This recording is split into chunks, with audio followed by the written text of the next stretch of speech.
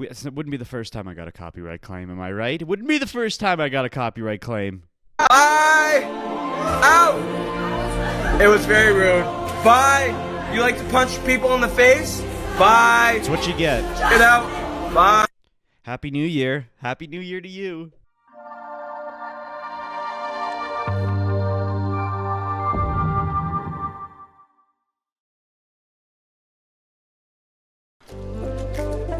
Bab Scoopy. I need to trim my fucking facial hair, dude. Welcome to the DynamiteGizmo podcast, everyone. Episode 232. 232? Don't you talk to me like that. Brent Kreischer, Brent Kreischerms. It's 232, and it's the brand new year. It's 2025. Here's today's card. It's Trish around here to show you the card, but it's not tradition to show you. It's on the card, but you find out anyway because we'll talk about it. And if I'm not mistaken, I'm quite tired today. Which I'm not mistaken. Why would I be mistaken about that? I'm a little tired today. And you want to know why? Because it's January 1st. January 1st. What does that mean? That means it's the new year, which means last night was a celebration, some might put. And when you celebrate, you consume fluids. And when you consume fluids, you're tired the next day. And you might be saying, well, what fluids are you talking about? Well, it's definitely not water. It's definitely not water that I'm talking about. Why would it be water? If I was consuming water all night, I would not be tired today. I would be the opposite. I'd be the opposite of tired. I'd be hydrated and ready to go, bouncing and bumping. But on the bright side, double entendre, I think I got the lighting situation figured out pretty decently. The first episode, it was not quite bright enough. Second episode, it was too bright. Now I think I found a happy medium, but we'll see. You really don't know until you export it. I mean, you really don't know until you import it and start editing, huh? But we don't need to talk about that. We don't need to talk about that. You guys got any bags of bird ham in here? That's inside baseball. What a term. We need a new term. Okay, we don't have to say inside baseball anymore because it's a little too specific. All right, inside baseball. Why not just say it's a little bit of an insider information instead of throwing the word baseball in there. I'm not gonna lie, these lights are making me kind of squint a bit too because of the fact that I had fluids last night, which made me tired today, which makes me squint at lights. And there's two big ones, bright, shining right in my face. Brightly shine in my space. Brightly shine in my face. Now, also because it is the new year, Oliver, I need you to stop that right now. Oliver? Oliver? Oliver! Sometimes you gotta make your dog stop doing stuff. He likes to lick, and if I had a cone to put on his head, he wouldn't lick, but I'm not giving him a cone. Did you hear that? Look at this. We're getting notifications on my computer, and they're popping up. Oliver, you need to stop, boy. Why don't you relax, enjoy the show with Gregory. Have a little seat. Have a quick little seat. So, what were we talking about? It's 2022. There's not a whole lot. It's not 2022. Are you fucking stupid, dude? It's 2025. It's 2025. So the new year just happened. So everyone's only talking about the new year. Everyone's recovering from the night of fluid drinking. So there hasn't been a whole lot of shit to talk about. There's a very small chunk. It's also the end of the year, Christmas time. This time of the year, there's never anything to talk about. And everyone's just kind of relaxing and maxing and blaxing and chaxing and shooting some b-ball outside of the school when a couple of guys, they were up to no good, started making trouble in my neighborhood. They got in one little fight and my mom got scared and said, "You're moving to with your auntie and uncle in Bel Air."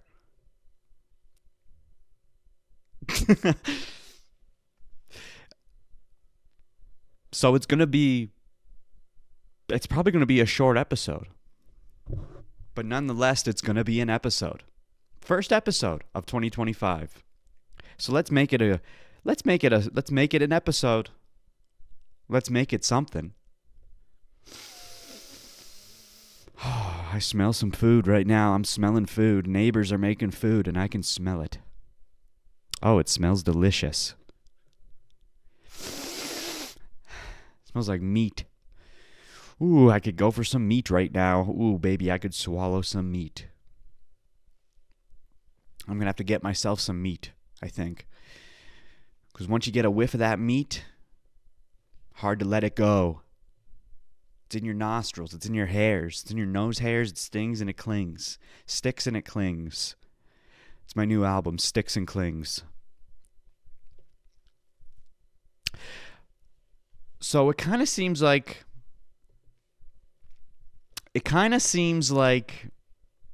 Where's it at here? I don't have anything about it. It kind of seems like the Conor McGregor and Logan Paul fight is going to actually happen.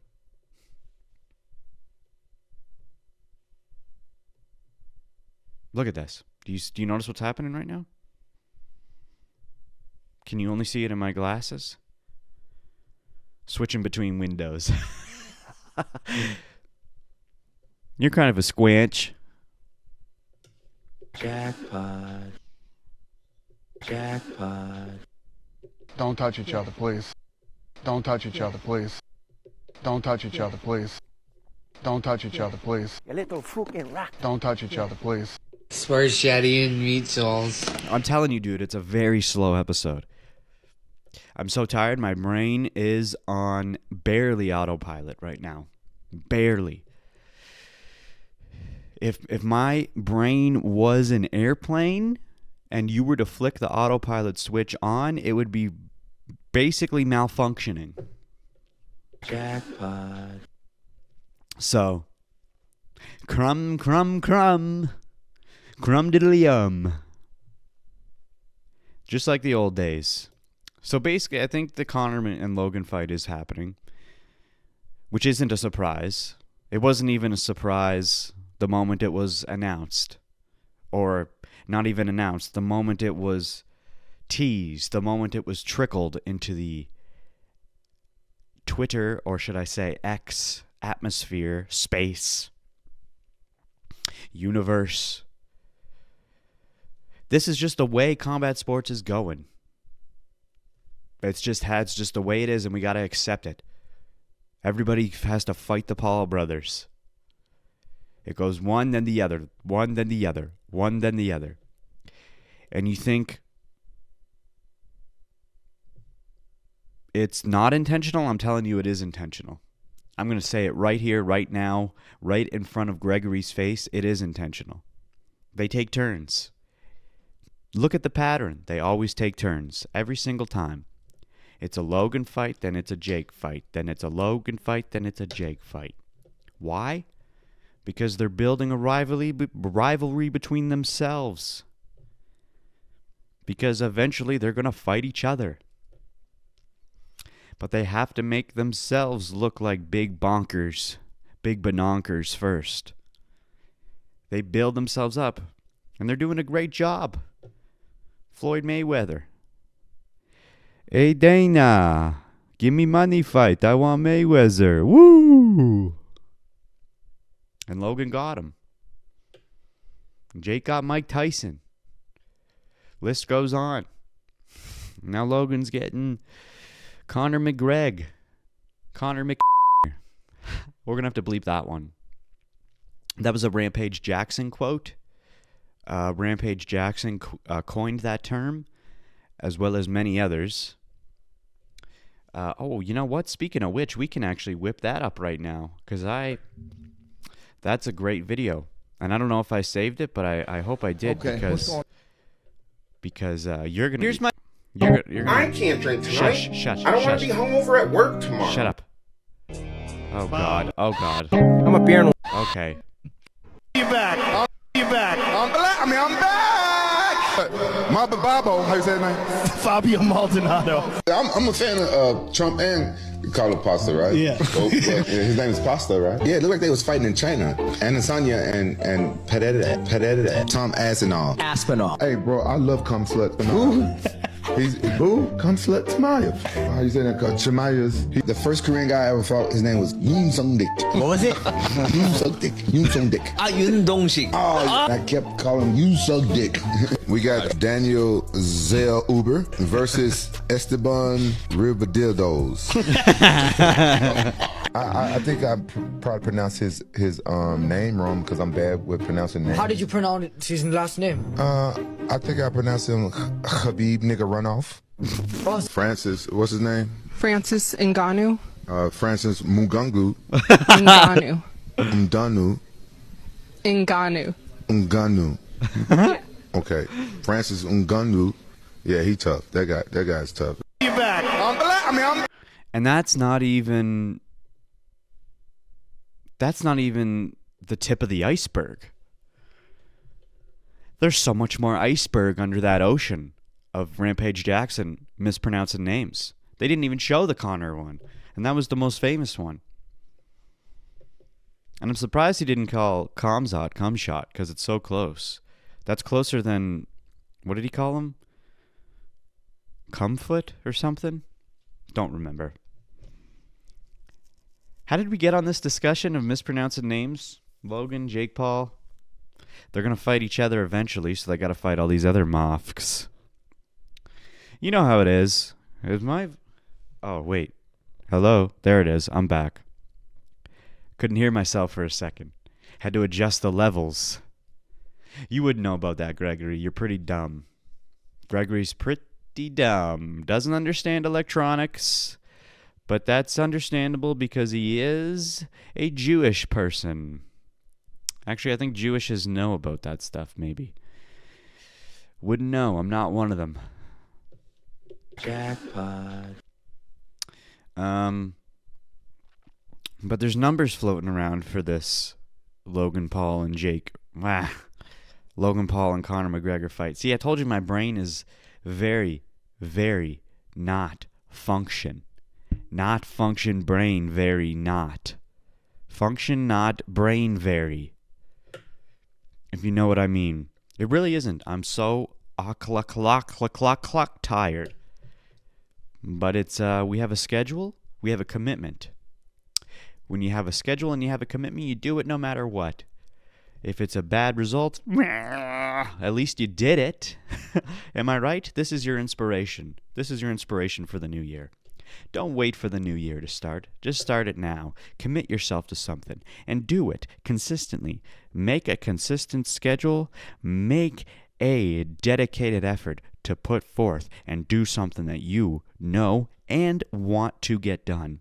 And make sure you make yourself a promise that you are going to do it no matter what. Okay? Because even though I drank all those fluids last night,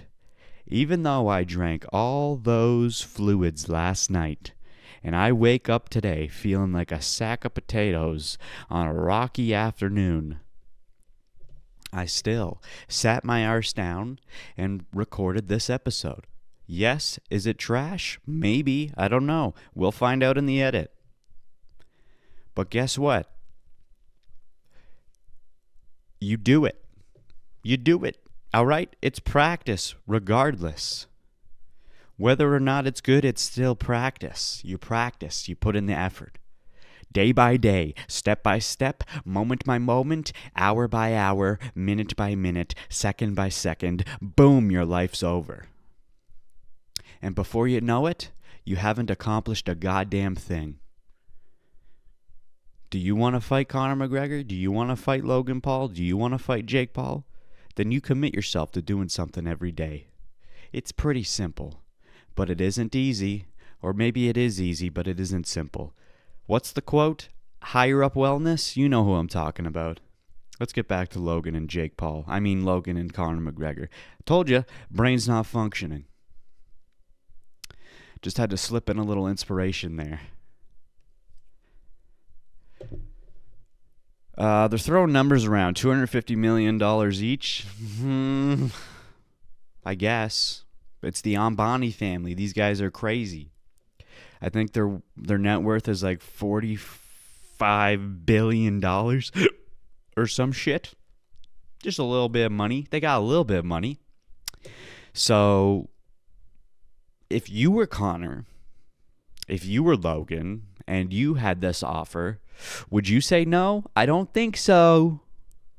I don't think so. You'd be pretty dumb to say no to this. It's always the money. It's always about the money. Of course you would do it. I mean, what harm is it going to do to your image, to your career? It's not going to do it. It's not going to do any harm. All right? Sure, the hardcore combat sports fans will mock you and scoff at you, but in the long run, it's just a blip in the timeline. They'll get over it. And is Conor going to come back to the octagon? Who knows? Who knows? It's very hard to say, but I think he will. I think like I said in the last episode, I think this is just an opportunity not only to make money, but also to mull the time over so that people really forget what it is he's going through right now. And then once they forget, then he comes back into the octagon. That would be ideal. And you know what? I think this court case was what he needed. I think this whole thing was like kind of a wake-up call for him to kind of slow down and stop being a bar snooky. Get his act together and then come back into the octagon. Now imagine if he comes back into the octagon and dominates just as hard as he did back in his prime. Imagine that comeback story. That would be unbelievable. Look at the moon. Jackpot. I should get that as a button. Look at the moon. Okay. What else is there to talk about Logan and Conor? Nothing really, I guess. But well, I guess basically, like, when you look at the fact that they're going to make $250 million each, when I said, of course it's a no-brainer, of course they're going to take that money, of course anyone would take that money, I'm saying that because in the history of boxing, UFC, taekwondo, shouldn't have thrown that in there, kickboxing, anyone in the history, at the highest level, top fucking dogs, nobody has ever made this much. Nobody. The Usyk and Fury fight that we just saw, the total that they made combined didn't even come close to $250 million. The two of their purses combined didn't even come close to $250 million. So are you asking yourself, well, why is Conor and Logan getting this much? Well, it's because this Ambani family, this kid in the Ambani family, he wants India to become a big name. He wants India to become a real player in the combat sports world. So he's putting on this event to be like, hey guys, I'm going to flex on you a bit here. I'm going to flex. Look what I can do. I've got money too. Saudi Arabia. I've got some money. I can make it rain on these boys. We're moving on. Look at what Jake posted. We've got Jake with a big bag of money with MVP, an MVP bag with money in it. We got this guy. We got Mayweather, Conor. I lost everything. I need this. Very true. Ryan Garcia, Alex Pereira, Nate Diaz, KSI, Tommy Fury, yada, yada, yada. I don't know. Who's next, he says? Who gives a fuck? How about that? Really? It's Logan, it's Jake, it's Logan, it's Jake. It is interesting, though. I will be honest. It is interesting to watch the progression.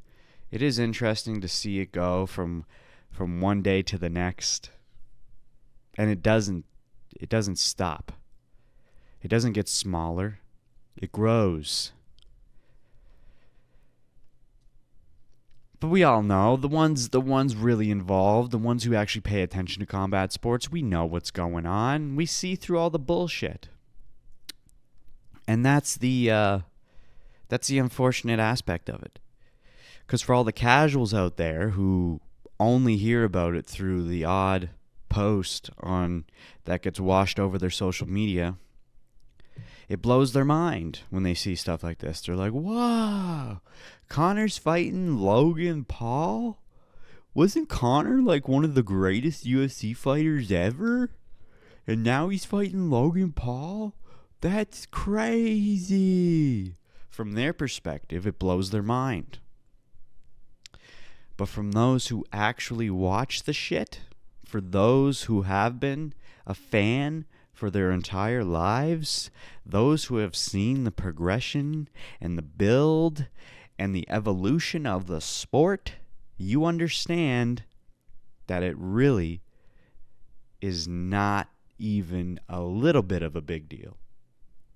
It is such a minuscule speck of interest. But it makes sense why it's happening.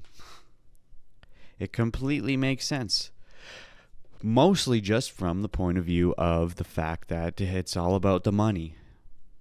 And this type of shit, it was and is inevitable, and it's happening now. And we're entrenched in it, and we have to accept it. As long as we can agree and maintain the fact that yes, there are these little side bonkers fights, but maintain the fact that we will always and still have the legitimate stuff still here, all right? And the casuals won't ever pay attention to the legitimate stuff, because all they care about is the eye candy. All they care about is the stuff that catches their attention. The shit fights. The names, that's all it is.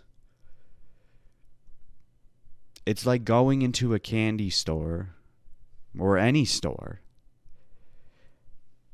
and there's products on a shelf.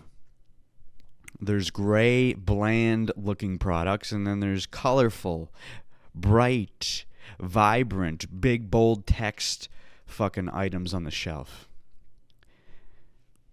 You're immediately attracted to those because they look cool, but you bring them home and they're trash and they break immediately. But the bland gray ones are top tier, premium, beautiful substances, beautiful products that last forever. All right? So then the casuals, they throw on the Logan and Conor fight. They throw on the Jake and Mike Tyson fight because there's such a big hype around it. Because it's an excellent marketing gimmick. So they're like, "Oh, this is going to be exciting. This is going to be fun." And they're disappointed every single time. And those who are not casuals predict not only exactly how the fight's going to go, but it's not going to be exciting. It's not going to be exciting. It's going to be boring. Even Conor and Mayweather was not that great. Mind you, it's miles better than Jake and Mike Tyson, and it'll be miles better than Logan and Conor McGregor. But it still wasn't. It didn't hold up to the expectation. The build-up was really great, only because of the fact that Conor McGregor is the greatest shit talker on the planet, on the face of combat sports, in the history of combat sports. That's his thing. He can talk and he can fight, and when you have that combination, you are a superstar. He knew he had both, and it's so rare you see that. You look at all the fighters nowadays, they can't talk, but they can fight. Or they can't fight, but they can talk. And there's very few who can actually talk. And you could say there is some that can talk and can fight. Like I like to throw Sean Strickland in, because Sean Strickland, he can talk. And he's exciting to watch talk at the press conferences. So he's one of my favorite fighters, so I'm stoked to see his press conferences again. But the thing is about him, yes, he can fight. But his fights are not that exciting, because he's basically on the defense the whole time, because his defense is so fucking good. Whereas with Conor McGregor, he would talk, and he would unbelievably talk. It'd be so exciting. It'd be thrilling. And then when you would watch him fight, it would be even more thrilling, because he would back it up with these amazing fights. They'd be exciting to watch. And that's a rare thing that you get. It's very rare. Look at any of the guys nowadays when they try to shit talk on stage. They're horrible. They're embarrassing. They embarrass themselves. It's not... Yeah, it doesn't work. They need to practice that aspect of it. We need to move on. I said we needed to move on a while ago, but we didn't. Liberal. Happy fun, la la la. Human smuggling, fentanyl deaths. Forced government euthanasia. Chopping up children's genitals. La la la la la. La la la. One of my faves. Great song. How could you not like that song, dude? Okay. So we all know GTA 6 is coming out this year. They put out the trailer saying that it's coming... When was it? Fall of 2025. Okay? Doesn't mean it is going to come. But they spent all this time waiting to release it. And then they've spent all this time waiting to put out the trailer. So we can almost guarantee it is going to come out. But we're not talking about GTA 6. Okay? And also, Rockstar is kind of hinting at the fact that this may be the last GTA series. Like, this is going to be the last final installment of GTA. We're never going to see GTA again, but they're just going to continue to update the GTA 6 game. It's just going to be forever GTA 6, and there's just going to be progressively updates, which honestly I'm fine with. Right? Because they have the technology to just improve on the game itself. They don't have to release a new one every time. This way, we keep things fresh, and while it's being fresh, we get it more often. We get new stuff more often. You just, update the one game. We have the capabilities now. And probably all games will take that route. They'll release a game, and that's the game. All right, you buy it, you have the game, and then you just buy the updates for it. I think that's fantastic. Then they can just chuck them out.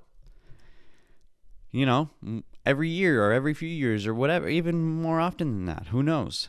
That way we don't have to wait fucking 900 years to get a new game released. And so because of that, that means that it's going to allow Rockstar to have more... They can put more time and effort into developing the other games that they have.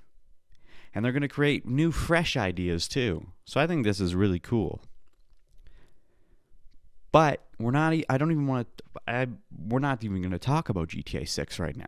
Because apparently, Red Dead Redemption 3 is in the works.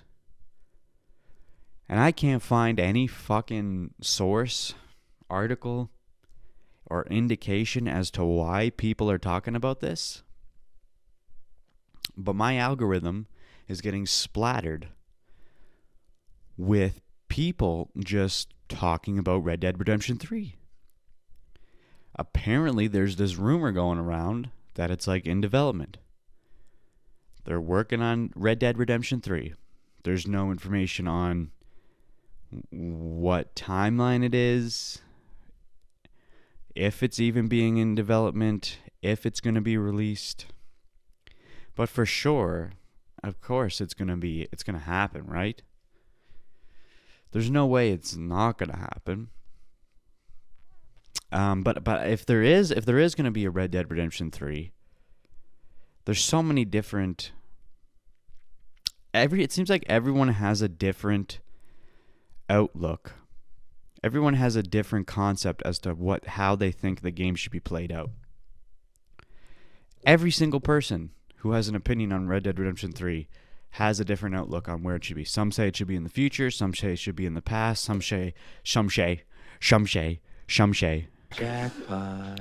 Some say it should be set in the same era as Red Dead Redemption 2, like around the 1889 area.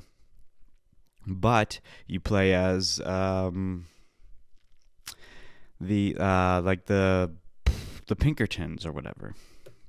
You don't play as the Outlaws, you play as the other side. And it's like, yeah, maybe. But playing as the Cowboys is what's fun. Other people are saying, well, what if you're the Cowboys and what is it? It's the gunslingers and it's the Outlaws and the what? The police, the sheriffs? There's a better term, but you know what I'm saying. Maybe play as both sides. But what I'm thinking, and what I think is the best idea, is have another prequel. I would love to see how the game was established. Right? Like start Red Dead Redemption 3 at the beginning of the Vanderlyn gang coming about. Maybe you're playing as like Hosea or Dutch.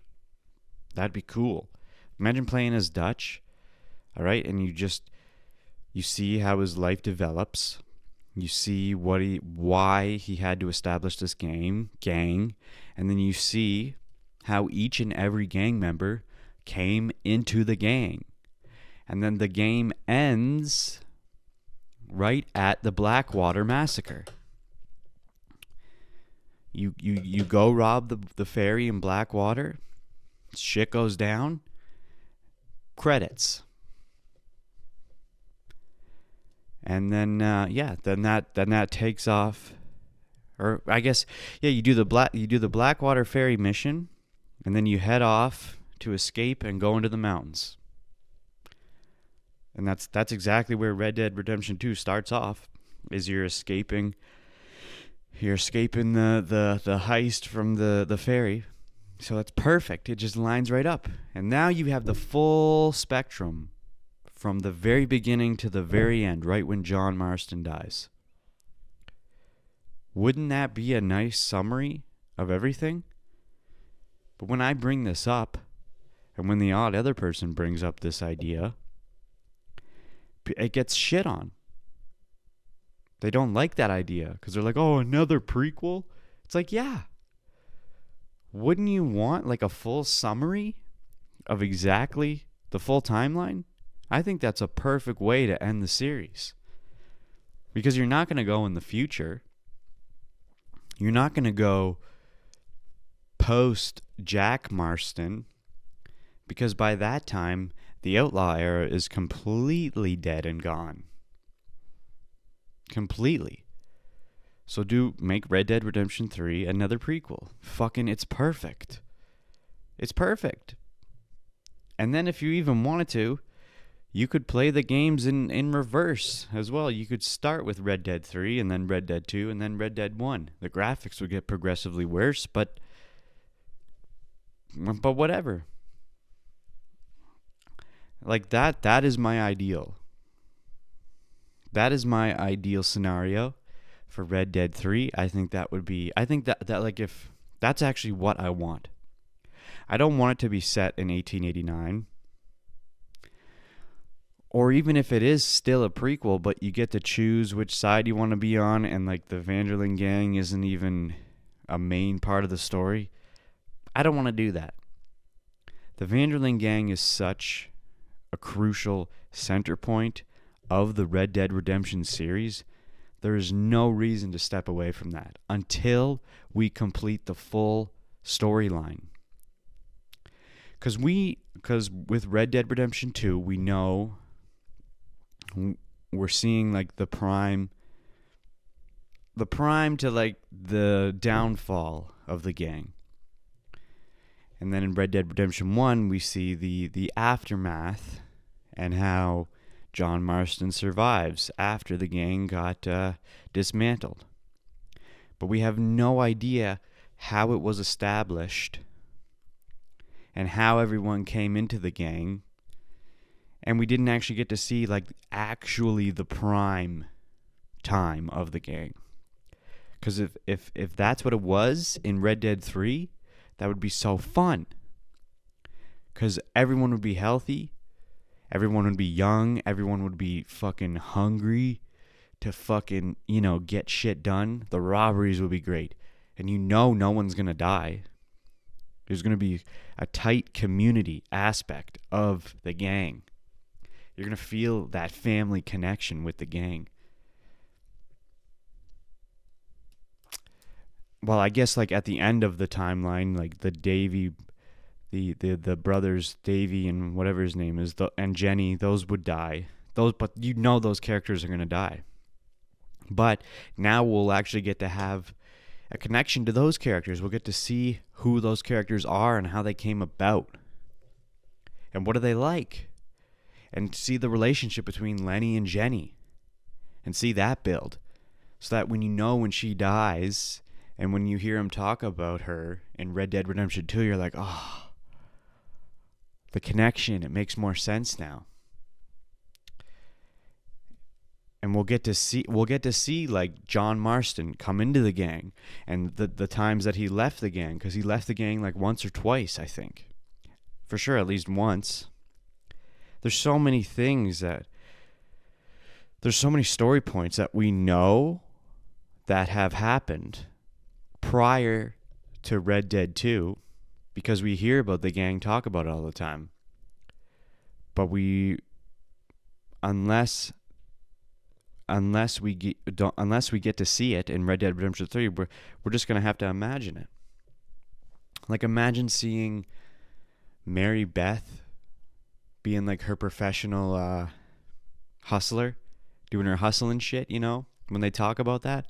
Like they said, you do this one little side mission where you basically use her, put her on the road to like lure in a stagecoach.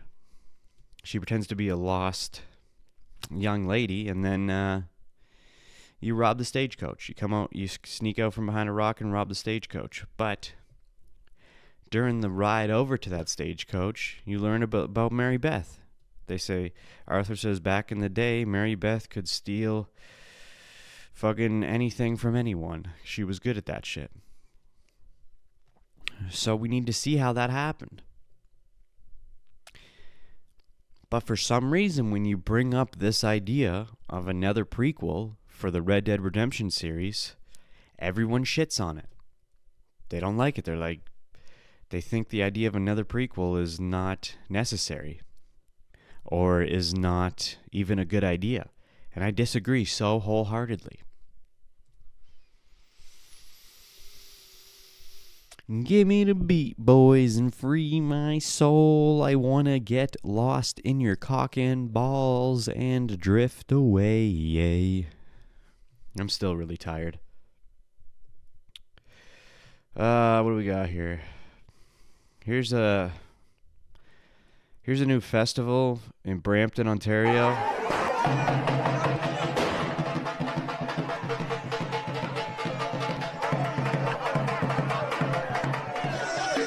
They call it the Cow Dung Festival. A beautiful Indian tradition where the Indians take their babies and throw them in a pile of horse shit. Or sorry, I should say cow shit. All right? And it's not just the babies, as you can see here. It's everyone. They just they love it. They get right up in there. They cover themselves in fecal matter, face, body, back, legs, everything. They're swimming in it. The whole town's covered in shit. It's just, yeah, they love it, dude. You know they worship cows, but did you know that they took it this far to the point where they fucking are swimming in shit in the middle of the street? We always thought the curry smell was gross, but turns out the curry is just used to mask the shit smell from them swimming in the piles of shit in the streets. In India, they say humans taste like wild boar and cows are sacred. But by the looks of this video, next time you use the phrase happier than a pig in shit, just remember you're talking about Indians and not farm animals. Although really there's not much of a difference.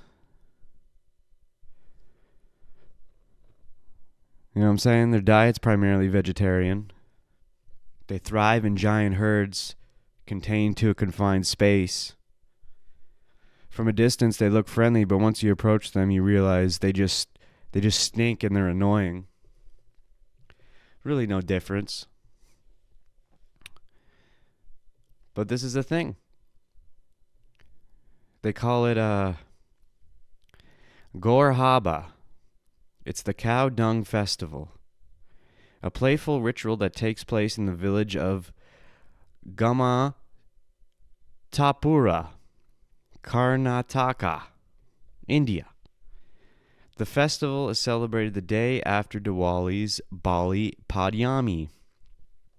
Don't know what that means, but I think Diwali is like India's Christmas, right? Gorehabba is a cow dung splashing. I like how they use the word splashing. Gorehabba is a cow dung splashing festival where participants throw cow dung at each other. The festival is said to be over 100 years old. Some believe that the practice enriches their agricultural yield for the year. I mean, that makes sense. I mean, of course it would. You got cow shit all over the place. Of course it's going to fertilize everything. But do you really got to put it in the streets and swim in it? I mean, in Hinduism, the cow is considered a living god, and its feces are considered purer than human feces. I'd have to agree with that, though, to be honest. I think human feces is the most unpure, vile, disgusting thing that we've ever produced. Cow dung is used in puja. I don't know what that is, but it's got the word poo in it, so of course it would be associated with cow dung, because it's believed that all the gods and goddesses reside in the cow, and that the goddess of wealth, Lakshmi, resides in cow dung. Who came up with that idea? All right, I get it. Okay, sure. You want to worship a cow. Great. Go for it. But who was the guy who was like, yeah, we're going to worship it, but the goddess of wealth, she's in the cow shit. You want wealth? You put that cow shit all over your face, dude. Smear it. Bop. Eat it. Put it around your mouth. Put your babies in it, and then you'll get wealth. Sounds like a hustler to me. Sounds like a little prankster. We're going to worship these gods. The goddess of wealth, that's in the cow shit. Go for a swim. Get as much cow shit as you possibly can and invite the whole town over, babies and all. We're dunking. And we're splashing. We're going to start a festival called Gorehabba. Cow shit galore. All up in there. And your riches will come. You think by this point they'd learn. But I guess they didn't. Because they're obviously not wealthy at this point. And it looks like they're making little, like, fucking mud pies, like cakes, too. Little donuts, little shit donuts.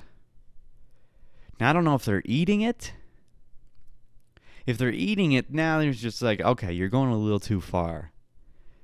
Don't be eating the poo-poo. All right? Smear it on yourself.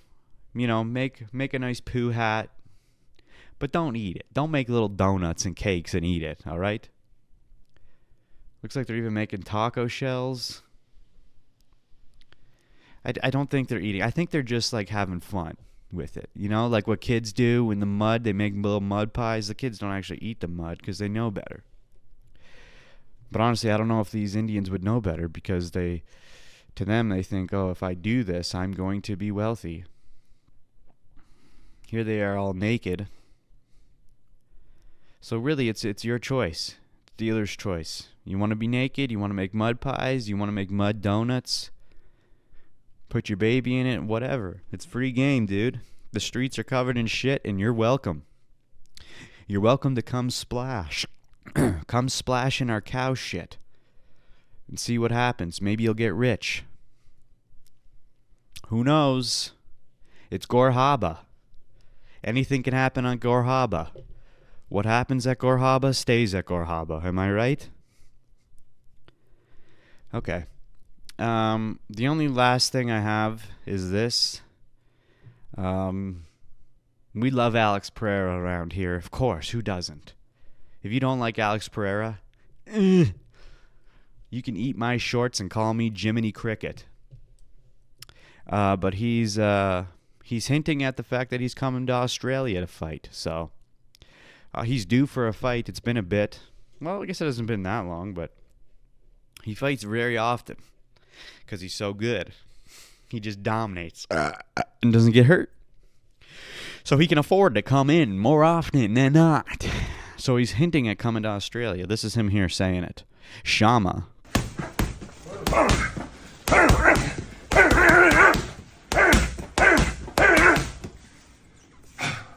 Feliz Ano Novo Austrália. Saudade de vocês. Espero que todos vocês estejam bem. Nos vemos em fevereiro. Chama. Oh, shit. Wait. Got shit in my nose.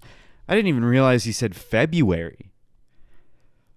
So it looks like he's coming to Australia in February. I mean, if that's not confirming it, then I don't know what is. Because Alex is at the point now where if he says it, it's happening. What he says goes. So I'm guessing that would be 313 then. UFC 313. Alex Periera is going to headline it. Ooh, wait. Hold on a minute here. That doesn't make sense. Hold on a minute here. Actually, I'm confused because isn't Sean Strickland in DDP in Australia? Yeah. Oh, we got some good cards coming up. Hold on a minute here. There's no way, because February 8th, it's Duplessis versus Strickland 2, and that's in Australia. And they're headlining. But this card isn't finished yet. Huh, so what if there's going to be... Well, there's already 2 champion fights on here. They wouldn't put a 3rd champion fight on here. So what the fuck is he talking about? There's no way they're going to have Duplessis and Strickland one weekend and then the next week. Because then, yeah, the next weekend, they're at the Apex. So that would only leave one more weekend, which would be this weekend, but that's in Seattle. So what the fuck's he talking about? Because look, Saturday, February 22nd, to be determined. It's in Seattle. So what the fuck are you talking about, Alex Periera? And he's not going to be on this card because this is just a fight night. Obviously, he wouldn't be on this card. But even if he was, it's not in Australia. So what the fuck is he talking about, dude? What's he talking about? He must just be talking out of his arse.